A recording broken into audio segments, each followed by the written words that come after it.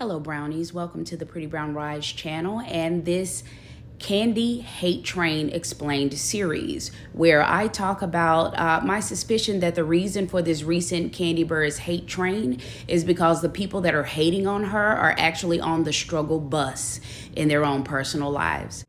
Now, before I even get this started good and digging off in Sheree, let's rewind a little bit so that we can talk about what this series is, but more importantly, what it's not. This is the Kandi Hate Train Explained series. So what we're talking about here is the fact that these who have no real successes to speak on in their personal lives are first and foremost lying on Kandi, which is the big problem that I have with it. Or just making a whole lot of something out of a whole lot of nothing just so they can be mentioned in the blogs and so forth and so on. But for Sheree and Marlo, it's to keep a peach. And finally, we have already dispelled their whole faux logic about, well, we're just trying to keep her honest because she only wants to talk about the good things and not the bad. No, dear, it's just that she's actually successful and she's self-made. She made her money with her talent and with her mind and not on her back, which is why Marlo and Sheree just simply can't relate. Now, let's move on to the other fodder that's going on in the comment section that has nothing to do with this series, which is the show is boring or Kandi is boring and the ratings are tanking. Kandi has a lot of jobs. Housewives ratings is not one of them.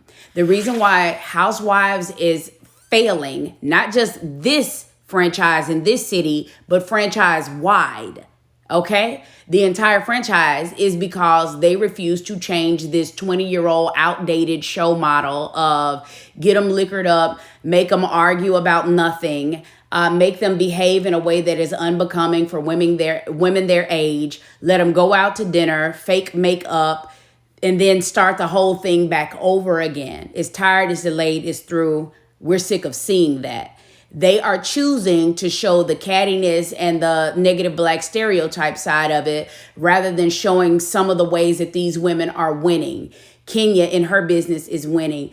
Sanya has stepped up her line and it's been picked up in a department store. They could have shown little Ace rehearsing his lines for KFC or Kandi and Todd working with the plays. You're choosing to show this ratchetry, if that's even a word. I'm sure it's not, but whatever it is, you can find it on Zeus Network. They have that market cornered. We don't need that for this. Just like we don't need for you all to constantly blame Kandi for everything, even stuff that she has nothing to deal with. Tamika Scott said it best. No, and I don't know why you get blamed for a lie. I be reading comments that has nothing to do with Escape. Right. And it'd be a whole nother situation. They'd be like, well, Kandi. I was like, well, dang, she getting blamed for something. Our group and outside, it's always Vince raining outside, you did it. Oh, Lord, here we go. It don't matter what. Kandi did it. Now that we got that out of the way, let's go back to what the original series is about, which is part 2 is about Sheree and Kandi. Sheree, you said in one of the most recent episodes when y'all sat down in the park that you were mad at Kandi because she lied about your business and dragged your business. Let's be 100% clear. You're mad at Kandi for 2 reasons mostly. And that's what we're going to talk about in this part 2 of this series. You're jealous of her from a professional standpoint and from a personal life standpoint. As it pertains to business, Kandi did not lie on you. Not only that, she's only saying what everybody else is saying, and she's had the same experience that everybody else had with your crashing or failing website and fashion line.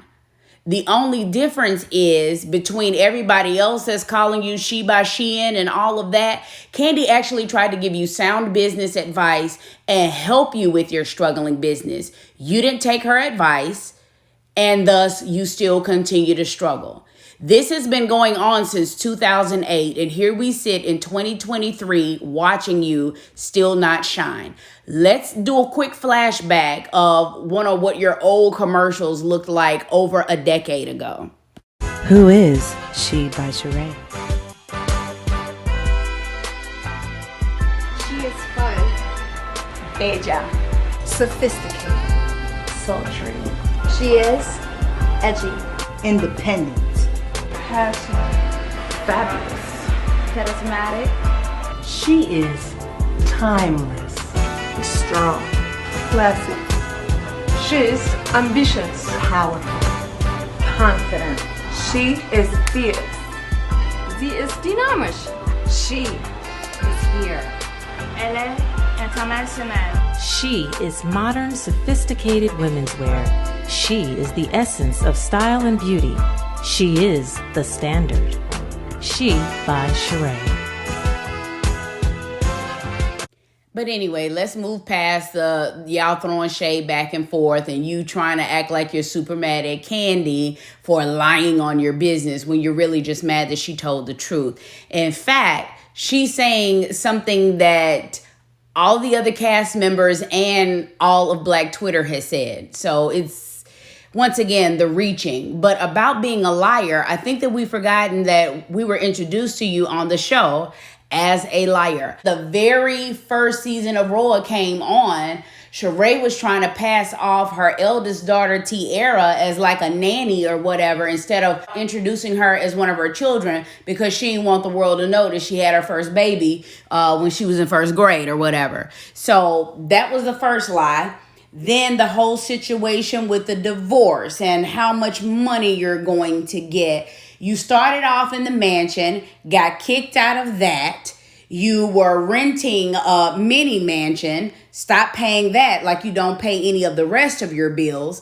And then after that, you were renting a struggle apartment and sleeping on an air mattress because that divorce settlement did not go how you thought. And you got kicked off the show. How were you maintaining, and how did you get Neverland and Chateau She Can't Pay paid off? These were valid questions. The whole world was asking this. If anything, Kandi gave you a pass for a very long time. But let's get back to the second part of why you're mad about Kandi, which is the personal life, love life aspect of it. So let's just run down your tragic love life. We already talked about Grape Ape and that terrible marriage that you were in. Condolences on that, by the way, but it looks like you dodged a bullet. Let's go to the next person that you dated on the show, the talented Mr. Skimpy, because that hair was real skimpy up top. The Tinder swindler himself, Dr. Taib Muhammad. Child. Throw it away. I don't even have nothing else to say about him. See, the problem that you had with Taib is that you're a liar who ran into a liar. And that's why you were mad. Next failed relationship, love after lockup, Tyrone. And then the next failed relationship after that was with Martell. Once again, we're right back at being a liar. Because first and foremost, you knew that this was a made-for-TV relationship that wasn't real. And then you're acting like you really thought that a man who couldn't be faithful to the wife who helped him build everything, nor did he marry the woman that he was cheating on his wife with, but you're trying to tell everybody that he's actually a good guy who gets a bad rap and he's a great man. You can't possibly believe that. But then again, look at all of the other things that you've fallen for and all the other people that you dated. So what it looks like is you'll believe anything. But what you should have believed was the herbalist from Africa, because he told you a long time ago, which may have been where your Kandi hate train really started. Remember what he told her in regards to how her relationships were going to go versus yours? Oh, okay. Well, let me refresh your memory. We know that you're going to marry. He is with you. He's going with you everywhere. He's like your man. Okay, what about Sheree? We are not going to get married anymore. Why? She's old now. We are old. She's a real wife, and you are wifey to Prison Bay, which is just embarrassing. Are you not embarrassed, girl? This is embarrassing. But let's go back to Prison Bay and tie this whole video up with your lying. Because once again, you're no stranger to using people for a storyline and lying on them. Let's hear Tyrone talk about how you did that to him last season. Why was she under the impression that you were going to come on the date? She wasn't under the impression. She knew that I couldn't come. Okay. We were communicating.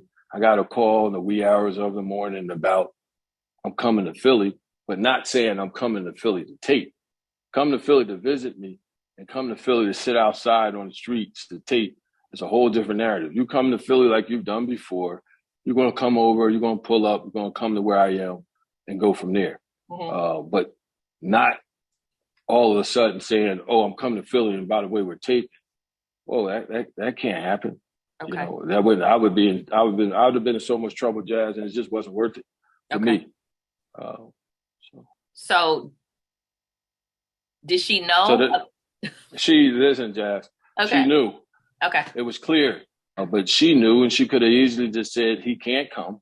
I know he can't come. We can do this at another time, or we can do it someplace else, or I can go to his house, you know, and see the uncomfortable setting that he's in because he's on home confinement."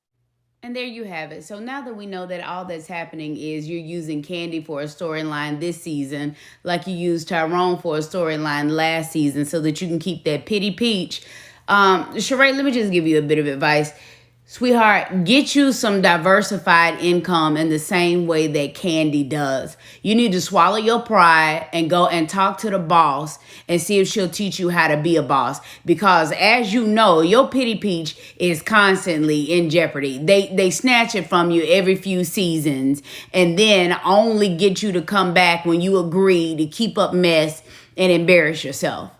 But for somebody who's not the best spoken person in the world and can barely get a sentence out or read out, much less your lies, you might need to think of other ways to come up with some funds. Because that that herbalist that I already told you, you ain't getting married no more because you old. Why did that man say that? Oh my God, that's so rude. Why did he say that?